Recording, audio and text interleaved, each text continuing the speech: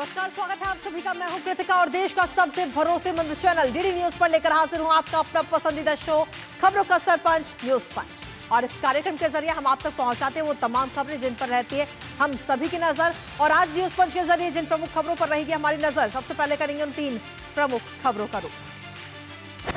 तो आज की 3 प्रमुख खबरों में सबसे पहली और प्रमुख खबर है पश्चिम बंगाल से जुड़ी। जी हां, जहां पर हिंसा पलायन देखने को मिल रहा है, लेकिन पूरे मामले पर ममता बनर्जी ने चुप्पी साधी हुई है। खामोश है इस वक्त ममता बनर्जी। क्या है वहां के ताजा हालात, बताएंगे विस्तार से आपको। साथ ही जो दूसरी प्रमुख खबर है उसका भी रुख कर लेते हैं। दूसरी प्रमुख खबर मौसम से जुड़ी हुई। जी हां, एक बार फिर से लू की मार जो है वो पड़ने वाली है। खासतौर पर दिल्ली और आसपास के जो राज्य हैं वहां पर इसको लेकर अलर्ट जारी किया गया है। कितने दिनों का ये अलर्ट है, क्योंकि अप्रैल का ये महीना है और अप्रैल के महीने में ही लू की मार पड़ती हुई नजर आएगी। बताएंगे इस खबर के बारे में भी विस्तार से आपको, लेकिन साथ ही तीसरी प्रमुख खबर का भी रुख कर लेंगे। तो इसी के साथ आपको बता दें, सबसे पहले बात पश्चिम बंगाल की करेंगे, जहां आपको बता दें कि मुर्शिदाबाद में 11 अप्रैल को हुई हिंसा के बाद करीब 500 हिंदू पलायन कर चुके हैं। उन्होंने मालदा जिले में शरण ली है। हिंदू परिवारों का आरोप है कि हिंसा के दौरान उनको चुन चुनकर निशाना बनाया गया, उनके घर और दुकानें लूट ली गई। पलायन करने वाले लोगों ने अपनी आपबीती बताई, कैसे उन पर हमला हुआ। उनकी आपबीती सुनने के बाद ऐसा लगा जैसे बंगाल अब बांग्लादेश बन चुका है, जहां हिंदू अपनी ही जमीन पर शरणार्थी बन गए हैं। अब इस हिंसा को लेकर पश्चिम बंगाल की मुख्यमंत्री ममता बनर्जी ने खुद चुप्पी साधी हुई है, लेकिन बाकी तमाम राजनीतिक दल उन पर जमकर हमलावर हो रहे हैं। इस हिंसा की एनआईए जांच की मांग की जा रही है। करेंगे वहां के ताजा हालातों पर चर्चा अपने संवाददाता से, लेकिन उससे पहले आपको दिखाते हैं कि कैसे पश्चिम बंगाल में अनसेफ है हिंदू। तो जी हां, पश्चिम बंगाल में इस वक्त हिंदू जो है वो अनसेफ है। वक्फ कानून पर बंगाल में सबसे ज्यादा बवाल इस वक्त देखने को मिल रहा है। सबसे पहले इसको लेकर प्रदर्शन वहां पर हुआ और प्रदर्शन होते ही वहां पर हिंसा भी शुरू हो गई। वक्फ कानून को लेकर ये प्रदर्शन किया जा रहा था, जिसके बाद में वहां पर बवाल हुआ। कई सारे हिंदुओं के जो घर हैं उनको आग के हवाले कर दिया गया, लूटपाट वहां पर की गई। हिंदुओं का बनाया जा रहा है चुन चुन कर निशाना, जो हिंदू वहां पर रहते हैं उनको चुन चुन कर निशाना बनाया जा रहा है हिंदुओं में, जिसकी वजह से दहशत का माहौल है, एक डर के साए में जीने को मजबूर है। इसके साथ ही आपको बता दें कि सैकड़ों हिंदू परिवारों ने मुर्शिदाबाद को छोड़ करके मालदा में शरण ली है। अपने घर को वहां पर उन्होंने छोड़ दिया है, क्योंकि उन्हें अपनी जान का सबसे ज्यादा खतरा वहां पर था। अब आज की तारीख में अगर हम देखें तो महिलाएं और बच्चे जो हैं वो दर दर भटक रहे हैं, जिसकी तस्वीर भी इस वक्त हम आपको दिखा रहे हैं। और ऐसे में ममता की पुलिस प्रशासन जो है बिल्कुल नाकाम इस वक्त नजर आ रही है और कई सारे सवाल भी खड़े हो रहे हैं। हाँ, इसके साथ ही राष्ट्रपति शासन लगाने की भी मांग इस वक्त कई लोगों की तरफ से की जा रही है। हिंसा पलायन और लेकिन ममता बनर्जी खामोश है। ये तस्वीरें इस वक्त आपको दिखा रहे हैं। ये तस्वीरें हैं बीते कल की, जब सुकांता मजूमदार पीड़ितों से मुलाकात करने के लिए पहुंचे थे, जिन्होंने मुर्शिदाबाद में पलायन करने के बाद में मालदा में शरण ली हुई है अपनी सुरक्षा के लिए। और उन सभी से मुलाकात करने के लिए वहां पर भारतीय जनता पार्टी कुछ लोग पहुंचे थे और इस दौरान वहां पर उन्होंने अपनी आपबीती भी सुनाई कि किस तरीके से उनके ऊपर हमला हुआ।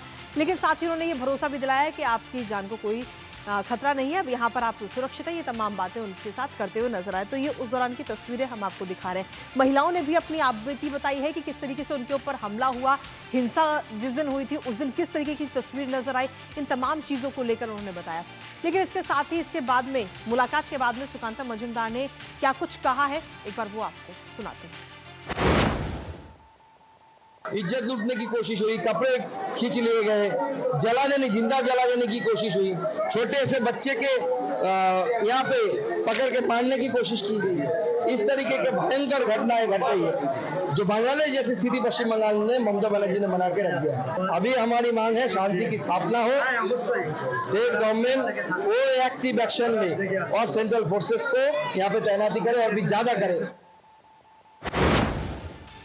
तो सीधे तौर पर कई सारे सवाल इस दौरान खड़े भी हो रहे हैं कि आखिर क्या वाकई वहां पर जो पुलिस प्रशासन है वो बिल्कुल नाकाम है, क्योंकि अगर जो आम जनता है उनकी ही सुरक्षा अगर नहीं हो पा रही। इसके साथ ही सुकांता मजूमदार ने राज्यपाल को भी चिट्ठी लिखी है और उन्होंने चिट्ठी के माध्यम से हिंसा प्रभावित इलाकों में सुरक्षा व्यवस्था मुहैया कराने की अपील की है। इसके साथ ही सुकांता ने पीड़ितों के साथ अपनी मुलाकात की भी चिट्ठी में साझा की है। राज्यपाल को चिट्ठी लिखी गई और फिलहाल ये तस्वीरें सब आपको दिखा रहे हैं वहाँ के जो ताज़ा हालात हैं उन ताज़ा हालातों की तस्वीर भी आपको दिखा रहे हैं। और ये वो चिट्ठी है जो इस वक्त लिखी गई है सुकांता मजूमदार की तरफ से राज्यपाल को, और उन्होंने जो मुलाकात हुई उसका भी जिक्र किया। साथ ही उन्होंने बताया कि मुर्शिदाबाद में हिंदू महिलाओं के साथ लगातार दुर्व्यवहार किया जा रहा है, लेकिन पश्चिम बंगाल की सरकार मूक दर्शक बनी हुई है। ये तस्वीरें मुर्शिदाबाद की जिस जगह पर हिंसा हुई थी और वहां पे किस तरीके से इस वक्त पुलिस बल तैनात है, साथ ही सुरक्षा किस तरीके से वहां पर इस वक्त की जा रही है। बीएसएफ की कई टुकड़े इस वक्त वहां पर तैनात हैं और चप्पे चप्पे पर निगरानी इस वक्त रखी जा रही है। उसके दौरान की ये तस्वीरें इस वक्त हम आपको दिखाएं, लेकिन साथ ही आप ये भी देख सकते हैं कि किस तरीके से सन्नाटा इस वक्त पूरे इलाके में पसरा हुआ है। इसके साथ ही आपको बता दें कि अगले ग्राफिक्स की ओर भी रुक रहे हैं, जिसमें सीधे तौर पर अगर हम देखें तो अब सुप्रीम कोर्ट ये पूरा मामला पहुंच चुका है और अब उम्मीद है कि क्या कोर्ट की तरफ से अब न्याय मिलेगा इस पूरे मामले में, क्योंकि सुप्रीम कोर्ट में याचिका इस वक्त दायर कर दी गई है। इस हिंसा से जुड़ी हुई पूरी जो याचिका है वो इस वक्त दायर की गई है और अब सुप्रीम कोर्ट से ही न्याय की उम्मीद है। साथ ही आपको बता दें कि अदालत की निगरानी में एसआईटी जांच की मांग इस याचिका के जरिए की गई है कि ये जो पूरी हिंसा हुई उस हिंसा की जांच की जाए, एसआईटी जांच हो। ममता सरकार और केंद्र को भी प्रतिवादी इसमें इस याचिका में बनाया गया है। साथ ही आपको बता दें कि पीड़ितों के लिए मुआवजा और पुनर्वास की मांग इस याचिका के जरिए की गई है। हालांकि देखना होगा कि सुप्रीम कोर्ट इस मामले पर क्या कुछ सुनवाई करता है। हमारे साथ हमारे सहयोगी प्रसन्नजीत बख्शी इस वक्त जुड़ गए हैं करते ताजा अपडेट के लिए। प्रसन्नजीत, आपके पास क्या कुछ ताजा अपडेट है इस वक्त? फिलहाल अभी क्या हालात है? देखिए कृतिका, आग देखने को मिल नहीं रहा है, लेकिन इसका मतलब ये नहीं है कि आग बुझ गया है। सबको समझना चाहिए कि जो लोग विस्थापित हो गए, जो लोग पलायन करके दूसरे जगह पे रहने लगे हैं, 400, 500, 600 जितने सारे लोग हैं, जिन लोगों के साथ कल सुकांता मजूमदार ने मुलाकात की है, इसमें मैं बार बार सुबह से कहने की कोशिश कर रहा हूं कि ये इन लोगों को बसाना जरूरी नहीं है, लेकिन बसने के लिए इन लोगों के मन में आत्मविश्वास वापस लाना जरूरी है।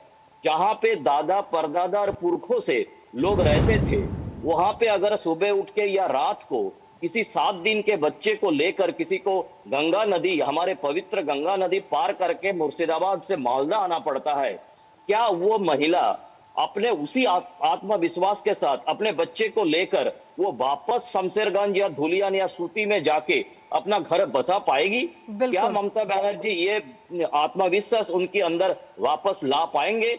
क्या पुलिस की तरफ से ये आत्मविश्वास ला पाएंगे? क्योंकि जिस जगह से उन लोगों ने आतंक के साथ पलायन किया है और अपने ही पड़ोसी, जो पड़ोसी कल तक पड़ोसी हुआ करता था, 3-4 घंटे तक उन लोगों ने चुन चुन के हिंदुओं का घर पर, दुकान पर तांडव किया है और पुलिस ने बाहर इंतजार किया कि तांडव खत्म हो जाए तब जाएंगे। पुलिस ने बाहर पत्रकारों को रोक के रखा कि अगर तांडव खत्म हो जाए उसके बाद ही भेजा जाएगा। तो इस समय पे इस 500-700 लोगों को पूरे आत्मविश्वास के साथ अपने पुरखों के घर पे वापस लाना, ये चुनौती है। चुनौती ये नहीं है कि फायर ब्रिगेड की पानी से किसी जगह पे आग बुझा दे और ईंट और पत्थर से किसी का घर फिर से बना दे, इसके तरह, एक बिल्डिंग की तरह। कृतिका, चलिए फिलहाल बहुत बहुत शुक्रिया प्रसन्नजीत, तमाम जानकारी हमारे साथ साझा करने के लिए, और लगातार इस पर आप अपनी नजर बनाए रखिएगा। तो ऐसे में कई सारे सवाल इस वक्त खड़े हो रहे हैं पश्चिम बंगाल में कि आखिर क्यों ममता बनर्जी की सरकार जो है वो हिंदुओं को सुरक्षा मुहैया नहीं करा पा रही है, आखिर क्यों पुलिस प्रशासन वहां का नाकाम हो गया है सुरक्षा मुहैया कराने में। इस पर नजर हमारी लगातार बनी रहेगी। लेकिन इसी के साथ फिलहाल न्यूज पंच वक्त एक छोटे से ब्रेक का है, आप बने रहिए हमारे साथ। ब्रेक के उस पर बात करेंगे मौसम की। जब धरती चीर कर निकलता है लोहे का पत्थर और मिलता है मोंगिया के जोश से, फिर तपता है, पिघलता है और बनता है फौलाद। अब होता है सरिया सारी खूबियों के साथ। मोंगिया स्टील, मजबूत देश का मजबूत सरिया। के बाद एक बार फिर से स्वागत आप सभी का। अब बात गर्मी के सितम की करते हैं, जहां अभी अप्रैल का आधा महीना ही गुजरा है, लेकिन गर्मी ने अभी से ही कहर ढाना शुरू कर दिया है। सुबह सुबह ही तेज धूप पसीने बहाने पर मजबूर कर देती है। गर्मी का भी ये हाल है तो सोचिए आगे आने वाले समय में मई और जून में तो क्या ही होगा। पंजाब, हरियाणा और दिल्ली समेत 7 राज्यों और केंद्र शासित प्रदेशों में अगले 5 दिनों तक भीषण गर्मी और लू का अलर्ट भी जारी किया गया है। और इस दौरान अधिकतम तापमान में 5 डिग्री सेल्सियस तक की वृद्धि की भी संभावना जताई गई है मौसम विभाग की तरफ से। अलर्ट के साथ ही सावधानियां बरतने की भी सलाह दी गई है और ऐसे में आपको कैसे रखना है अपनी सेहत का ध्यान और कब मिलेगी इस भीषण गर्मी से राहत बताएंगे विस्तार से आपको। साथ ही आपको उससे पहले दिखाते हैं कि आखिर किन किन राज्यों के लिए जारी किया गया है मौसम विभाग की तरफ से लू का अलर्ट। जी हाँ, लू को लेकर के इस वक्त अलर्ट जारी किया गया है मौसम विभाग की तरफ से, आईएमडी की तरफ से। और अगले कुछ दिन उत्तर पश्चिम और मध्य भारत में भारी गर्मी रहेगी, जहां कहीं ना कहीं सूरज जो है वो आग जलता हुआ नजर आएगा। बहुत ज़्यादा गर्मी बढ़ने की संभावना इस वक्त जताई गई है मौसम विभाग की तरफ से, जिसमें खासतौर पर अगर हम देखें तो दिल्ली, राजस्थान, गुजरात, पंजाब और हरियाणा में खासतौर पर लू का अलर्ट इस वक्त मौसम विभाग की तरफ से जारी किया गया। साथ ही राजधानी की अगर हम बात करें, राजधानी दिल्ली में 16 से 18 अप्रैल तक येलो अलर्ट जारी किया गया है गर्मी को लेकर के मौसम विभाग की तरफ से। साथ ही लू के थपेड़ जो है वो आगे आने वाले समय में हाल बेहाल आपका करने वाले हैं, तो बहुत ज़्यादा ज़रूरी है कि आप अपने स्वास्थ्य का, अपने परिवार का सबका ध्यान रखें। गुजरात की अगर हम बात करें तो 17 अप्रैल तक गर्मी का प्रकोप रहने की संभावना गुजरात में भी जताई गई है मौसम विभाग की तरफ से। और साथ ही पूर्वी राजस्थान की अगर हम बात करें तो वहां पर 19 अप्रैल तक का अलर्ट जारी किया गया है मौसम विभाग ने। पंजाब और हरियाणा की अगर हम बात करें तो पंजाब और हरियाणा में 16 अप्रैल से लेकर 18 अप्रैल तक, यानी कल से लेकर 18 अप्रैल तक के बीच लू की चेतावनी यहाँ पर भी जारी की है। पश्चिमी एमपी में भी पारा जो है वो हाई है और इन शहरों में पारा जो है वो हाई रहेगा। वो भी आपको बता दें आखिर कौन कौन से वो शहर हैं। राजस्थान के कई शहरों में भीषण गर्मी, साथ ही बाड़मेर में अगर हम देखें तो 45 डिग्री सेल्सियस के पार तापमान जो है वो पारा जो है वो पहुँचता हुआ आगे आने वाले समय में नजर आएगा। साथ ही अगले 3 दिन लू की चपेट में है इस वक्त दिल्ली। तो अगर आप भरी दोपहरी में अगर आप अपने घर से बाहर निकल रहे हैं तो अपनी सेहत का ध्यान रखें। और अपनी सेहत का ध्यान कैसे रखना है एक बार वो भी आपको बता देते हैं। जी हाँ, लू से बचने के लिए आप सबसे पहली बात कि आप धूप में बाहर ही ना निकलें। जब तक बहुत ज़्यादा कोई बड़ा काम नहीं है, बहुत ज़्यादा ज़रूरत नहीं है, तब तक आप बाहर ना निकलें। बच्चों और बुजुर्गों को घर में ही रखें, बहुत ज़्यादा ज़रूरी हो तभी उनको बाहर जाने दें। इसके साथ ही थकान होती है, चक्कर आते हैं या उल्टी होती है तो तुरंत डॉक्टर से संपर्क करें अपनी सेहत का ध्यान रखते हुए। पानी की एक बोतल हमेशा अपने साथ रखें और उससे खूब हमेशा पानी पीते रहें ताकि डिहाइड्रेशन से आप बच सकें। हमारे साथ हमारे सहयोगी इस वक्त जुड़ रहे हैं, चंद्रशेखर नई दिल्ली से, और साथ ही अतीक अहमद जुड़ रहे हैं हमारे साथ जयपुर से, हमारे संवाददाता।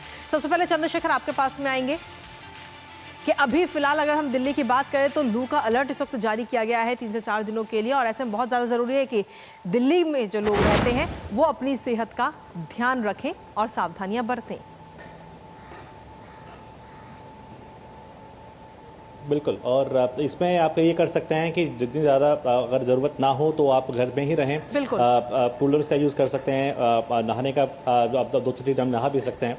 साथ ही साथ अगर आप चाहें तो पानी की जो इंटेक है वो ज़्यादा बढ़ा सकते हैं, जिससे कि आपका टेम्परेचर जो है वो नॉर्मल रहेगा। बाहर अगर आप जा रहे हैं तो आप उसमें कपड़ा अगर आप लगा के जाएँ, ढक के जाएँ, सन ग्लासेस पहन करके जाएँ तो शायद वो आपके लिए काफ़ी फ़ायदेमंद साबित हो सकता है। जी ठीक है चंद्रशेखर, आपके पास वापस आएंगे। अतीक अहमद भी इस वक्त हमारे साथ बने हुए लगातार। अतीक, अगर जयपुर के अगर पूछें तो जयपुर में इस वक्त कैसा है मौसम, और साथ ही मौसम विभाग की तरफ से क्या कुछ अलर्ट जयपुर के लिए?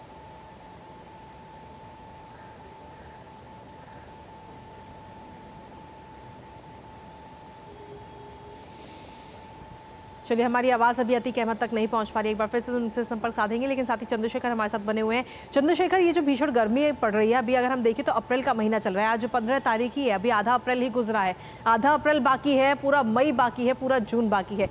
आखिर इस गर्मी से किस तरह से राहत मिलने की उम्मीद अभी फिलहाल मौसम विभाग की तरफ से जताई जा रही है? देखिए, जैसे कि आपने भी बताया कि 18 तारीख तक जो है वो हीट वेव चलेंगी, लेकिन ये खबर ये भी दर्शकों के लिए अच्छी हो सकती है कि 19 तारीख के बाद क्योंकि वेस्टर्न डिस्टेंस फिर से आएगा तो उसके बाद क्या कहा जा रहा है कि 2 से 3 डिग्री सेल्सियस जो तापमान है उसमें कमी आएगी, और साथ ही साथ कुछ बादल भी देखने को मिल सकते हैं बीच बीच में। तो ये एक फ़ायदा हो सकता है, क्योंकि हिमाचल के कुछ ऐसे इलाके हैं जहाँ पर बारिश होने की संभावना है। तो निश्चित तौर पर जब पहाड़ों में बारिश होती है या बर्फबारी आप देखते हैं कृतिका होती है तो उसका कुछ असर जो है वो दिल्ली और उसके आसपास के इलाकों में देखने को मिलता है। नॉर्थ ईस्ट के की अगर मैं बात करूं तो वहां पर भी जो पारा है वो अभी सामान्य से थोड़ा ज्यादा बढ़ा हुआ है, लेकिन वहां पर भी सामान्य होने की संभावना जताई जा रही है। झारखंड की जहां तक बात करूं, उड़ीसा के जो क्षेत्र की अगर बात करूं तो वहां पर वर्षा होने की संभावना जताई गई है, साथ ही साथ वहां पर ओलावृष्टि भी हो सकती है। तो ये कुछ इलाके जैसे मैंने आपको बताया जहां पर कुछ राहत मिलती हुई लोगों को नजर आएगी, क्योंकि दिल्ली का जो इलाका है वो निश्चित तौर पर जो उसके मौसम है वो पहाड़ी क्षेत्रों से काफी निर्भर करता है कि वहां से अगर कुछ राहत उसको मिलती हुई नजर आए। तो जैसे कि मैंने बताया कि कुछ पहाड़ी इलाकों में वर्षा होने की संभावना है, जैसे कि हमने पिछले दिनों भी देखा था कि उत्तराखंड में भी बारिश हुई है और जिसका असर दिल्ली में देखने को मिला। तो इस प्रकार की संभावनाएं 19 तारीख के बाद देखने को मिल सकती हैं। चलिए, फिलहाल बहुत बहुत शुक्रिया चंद्रशेखर, तमाम जानकारी और अपडेट्स हमारे साथ साझा करने के लिए मौसम से जुड़े हुए। और इसी के साथ फिलहाल न्यूज पंच मुझे और हमारी पूरी टीम को दीजिए अनुमति। 2 बजे फिर होगी आपसे मुलाकात कुछ और महत्वपूर्ण खबरों के साथ। तब तक के लिए नमस्कार।